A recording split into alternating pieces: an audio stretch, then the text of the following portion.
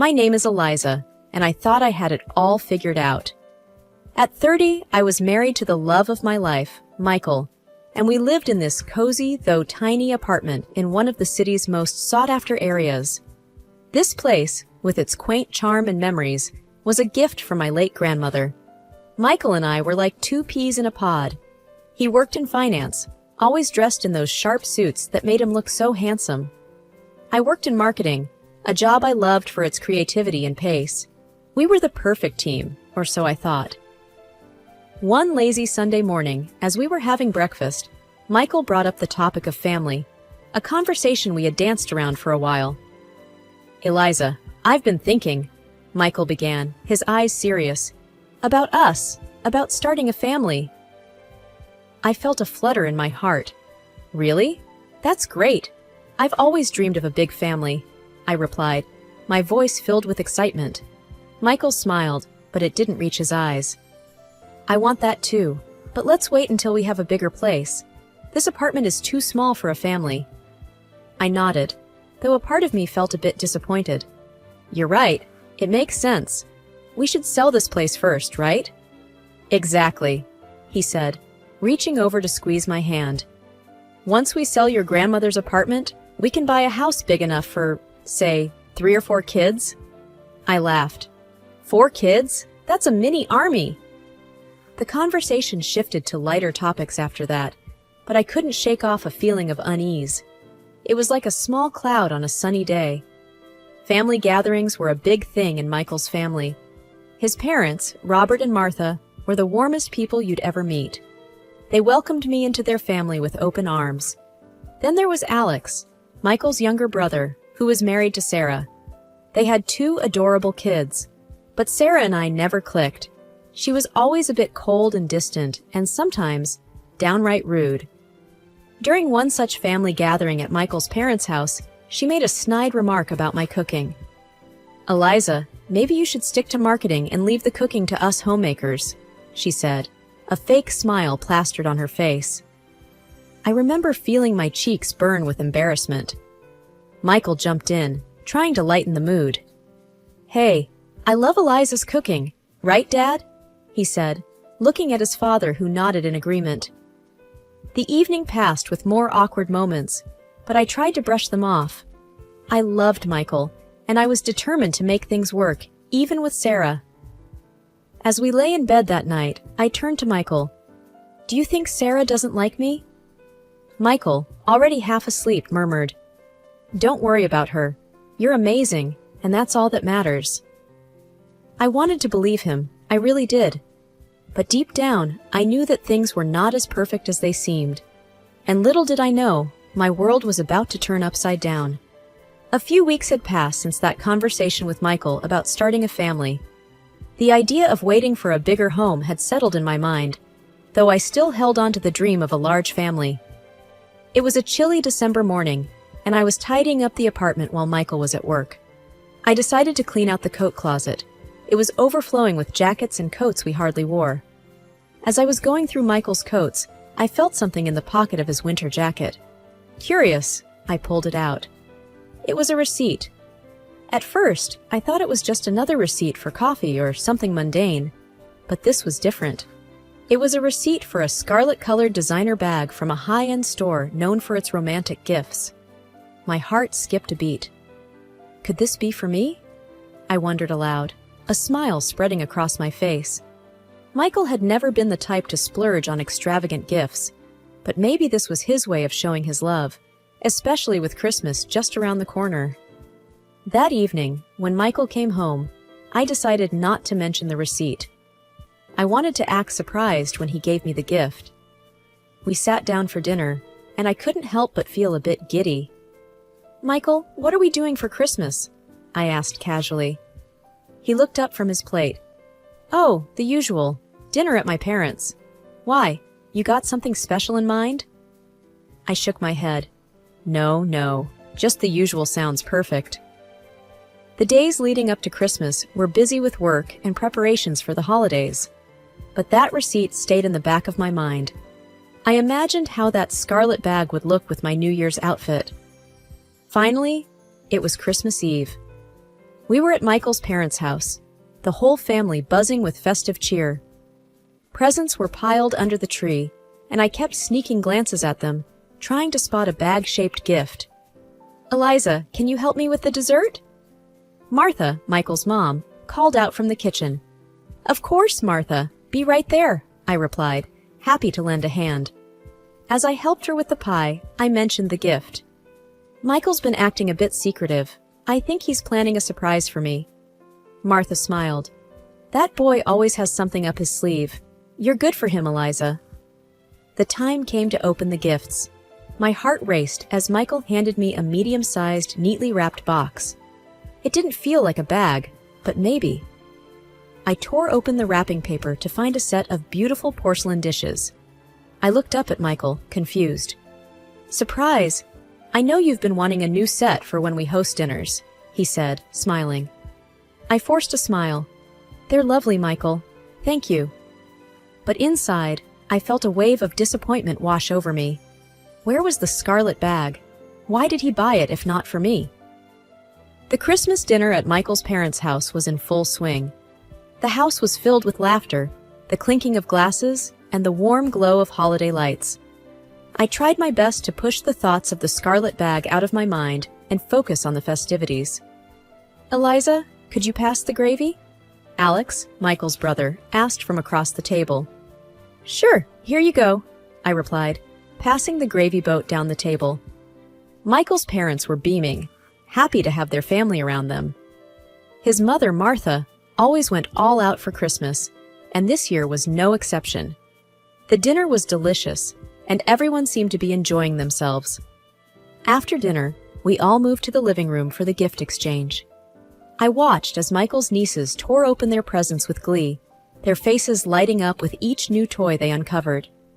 It wasn't until we were getting ready to leave that I noticed something that made my heart stop. There, slung over Sarah's shoulder, was a striking scarlet-colored designer handbag.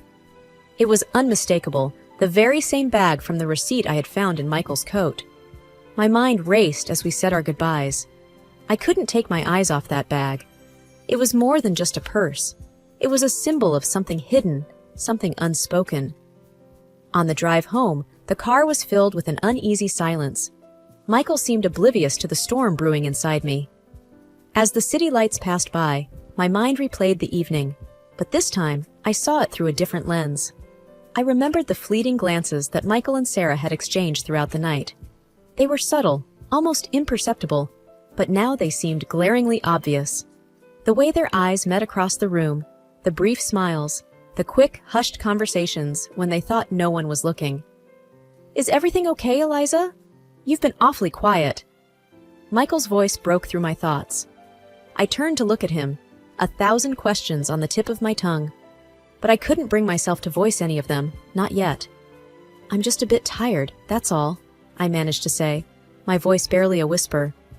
The rest of the drive home was spent in silence, each lost in our own thoughts. As we lay in bed that night, I couldn't help but feel a sense of betrayal creeping in.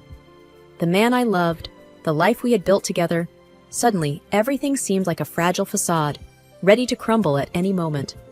In the days that followed Christmas, my mind was in turmoil, haunted by the sight of Sarah with that scarlet designer handbag and the subtle glances exchanged between her and my husband, Michael.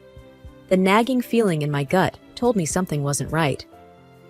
One cold evening, as Michael sat idly flipping through TV channels, I decided to confront him. "Michael, can we talk?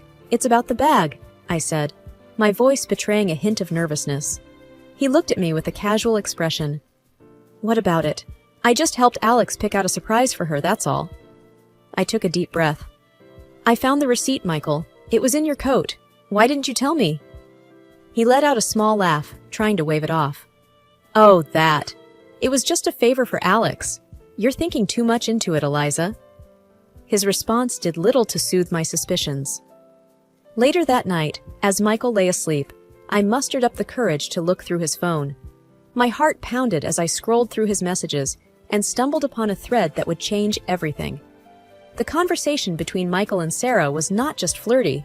It was intimate, revealing a deep and long-standing affair. But the true shock came when I read a message where they discussed the biggest secret of all. Alex's children were actually Michael's. The revelation hit me like a ton of bricks. My husband had been in a relationship with his brother's wife, and the children I'd come to adore as my nephews were in fact my stepchildren. I felt sick to my stomach as I read message after message. They spoke of love, of a future together, and, most shockingly, of convincing me to sell the apartment and move the money to a joint account. Tears streamed down my face as the magnitude of the betrayal sank in. I was quick to screenshot the messages, sending them to my email for safekeeping. With a heavy heart, I deleted any trace of my actions from his phone and lay back, my mind spinning with the enormity of the deception. The next morning, I played the part of the unsuspecting wife. Over breakfast, Michael brought up selling our apartment, a conversation we'd had previously. "So, what do you think about the sale? It could be a good move for us." I nodded, my mind racing with plans of my own. "Yes, let's sell it. It's time for a new beginning," I replied, my voice steady despite the chaos within. He smiled, unaware of the storm brewing inside me. That's my girl, always so decisive. Little did he know, I was thinking about my future, but it was a future that was starting to look very different from the one we had planned together. Armed with the bitter truth about Michael's affair and the shock of his betrayal, I knew I needed to act smartly and swiftly. I put on a mask of normalcy in front of Michael while planning my next steps. A few days later, I made an appointment with a lawyer, Mrs. Jenkins, a recommendation from a close friend. Sitting in her office, I felt a mix of nervousness and determination. "Mrs. Jenkins, I have proof of my husband's infidelity, and it's not just any affair. He's been involved with his brother's wife, and their children are actually his," I explained, my voice trembling slightly. Mrs. Jenkins listened intently, her expression serious. "I'm sorry you're going through this, Eliza. Let's go over the evidence you have. We need to plan your next steps carefully." I showed her the screenshots of the messages between Michael and Sarah. She took notes, nodding her head thoughtfully. "This is quite damning evidence. We can use this in your favor, especially in terms of the financial settlement," Mrs. Jenkins said. "However, I advise discretion until we have everything in place. Are you prepared to go through with a divorce?" "Yes, I am. I can't be with someone who's betrayed me like this," I replied, a sense of resolve building within me. Mrs. Jenkins outlined a plan. First, we'd secure my financial assets, especially the money from the apartment sale. Then, we'd proceed with filing for divorce, using the evidence to negotiate a favorable settlement. As I left her office, I felt a weight lift off my shoulders. There was a long road ahead, but I was ready to take it. Back at home, I continued to act as if everything was normal. Michael, oblivious to my discovery and the impending storm, was focused on the apartment sale. "So, I talked to a real estate agent today. He said we could get a good price for the apartment," Michael said one evening over dinner. "That's great news," I replied, keeping my emotions in check. "Do you think it's a good time to put it on the market?" "Absolutely. The sooner we sell, the sooner we can start looking for a new place," he said, unaware of the irony in his words. As the days passed, I worked closely with Mrs. Jenkins, preparing all the necessary documents and securing my financial position. Every conversation with Michael, every smile, was a performance. But it was a performance I needed to maintain a little longer until everything was ready. The day we listed the apartment for sale, Michael was ecstatic. "This is it, Eliza, our new beginning." Little did he know, it was indeed the beginning of something new, but not the future he envisioned. My heart ached with the pain of betrayal, but I was determined to come out of this stronger. The plot I was weaving wasn't just for retribution, it was for my independence and a fresh start. As the new year approached, the plans I had been carefully laying with Mrs. Jenkins were coming together. My facade of normalcy with Michael remained intact, even as my heart grew heavier each day. The final act of my plan was set to unfold during the New Year's Eve party at Michael's parents' house. It was there that I would reveal everything. The evening of the party arrived, and the house was buzzing with the usual festive cheer. Michael's parents had outdone themselves with decorations, and the air was filled with laughter and the clinking of glasses. I mingled with the family, all the while feeling like I was in the eye of a storm. Michael was in high spirits, completely unaware of what was about to happen. "Eliza, you seem a bit quiet tonight. Everything okay?" Michael asked as we found a moment alone in the kitchen. "Just thinking about the new year and all the changes it'll bring," I said, my voice steady. He smiled and wrapped his arm around me. "It's going to be our best year yet." If only he knew. As midnight approached, everyone gathered around with glasses in hand, ready to count down to the new year. I took a deep breath, knowing that my moment was near. As the clock struck 12 and everyone cheered, I turned to Michael. "Before we celebrate too much, I have a special gift for you," I said, my voice loud enough for everyone to hear. I handed him a small, neatly wrapped box. The room quieted as all eyes turned to us. Michael, looking surprised, unwrapped the box. Inside were the divorce papers and a printout of the messages I had found on his phone. His face drained of color as he realized what they were. "What is this, Eliza?" he stammered, his voice barely a whisper. "It's over, Michael. I know about you and Sarah. I know about everything," I said, my voice clear and strong. The room erupted into chaos. Michael's parents looked shocked. His brother Alex was speechless, and Sarah, who had been standing near the back, looked like she might faint. "What are you talking about, Eliza?" Michael's mother asked, confusion and concern in her voice. "Michael has been having an affair with Sarah, and her children are his," I said, the words tasting bitter in my mouth. Michael tried to speak, but no words came out. Sarah started crying, and Alex, who had been silent up until now, turned to his brother. "Is this true, Michael? Tell me this isn't true." Alex's voice was filled with a mix of anger and disbelief. Michael couldn't meet his brother's eyes. The truth was out there for everyone to see, and there was no escaping it. The revelation at the New Year's Eve party sent shockwaves through the room. Michael's family, once a picture of unity and joy, was now a scene of chaos and disbelief. The truth about Michael's affair with Sarah and their plan to embezzle the money from my apartment sale was out, and the reactions were immediate and intense. Michael's mother, Martha, looked at him with a mix of disbelief and heartbreak. "Michael, how could you? And with Sarah? To think you were planning to steal from Eliza and run away?" Before Michael could respond, I added, "And it's not just the affair. They were planning to use the money from the sale of my apartment to leave the country." The room went silent. The gravity of the betrayal hung heavy in the air. Then, Martha, overcome with emotion, fainted, causing a stir as family members rushed to her side. Michael stood there, looking lost and defeated. His father, Robert, shook his head in disgust. "I can't believe you would do this to your own family, to your own brother." Alex, who had been silent, his face a mask of shock and hurt, finally spoke. "Michael, I don't even know who you are anymore." Sarah was sobbing uncontrollably, her tears doing little to garner any sympathy. The family was too stunned and hurt by the depth of their deceit. With Martha being attended to and the room in disarray, I knew this was my moment to make my stand. I raised my voice, ensuring everyone heard me clearly. "I am filing for divorce from Michael, and I won't just stop there. I will be seeking financial compensation for this betrayal, from both Michael and Sarah." The words felt empowering to say out loud. It was a declaration of my independence and my refusal to be a victim of their selfishness. Michael tried to approach me, a look of desperation in his eyes. "Eliza, please, let me explain." I held up my hand to stop him. "There's nothing you can say to justify what you've done. You and Sarah have made your choices. Now, you'll have to live with the consequences." The months following the New Year's Eve revelation were a whirlwind.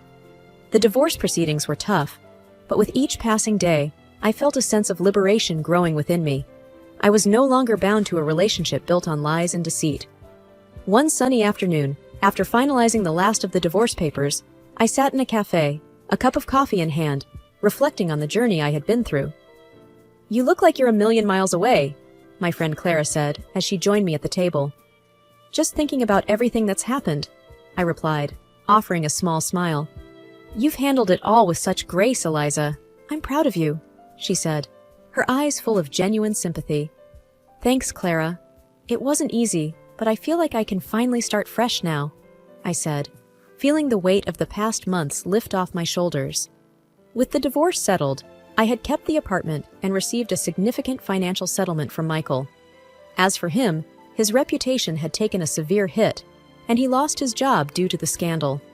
Sarah and Alex had also gone their separate ways, with the family ties deeply strained. "I heard Michael moved out of the city," Clara mentioned, stirring her coffee. "Yes, he did. And honestly, I'm relieved. It's easier to move on knowing he's not around," I admitted. "And what's next for Eliza?" Clara asked, a hint of excitement in her voice. I thought for a moment. "I want to focus on myself for a while.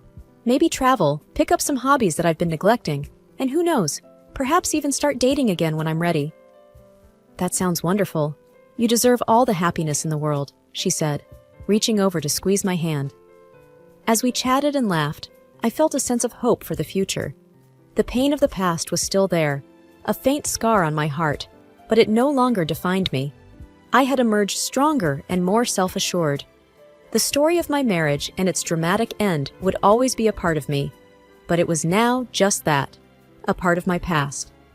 Ahead of me lay a path filled with new possibilities and opportunities for growth and happiness. It was the end of one chapter, but the beginning of something new, something entirely my own. A fresh start, a new beginning, and a life that I was ready to embrace fully.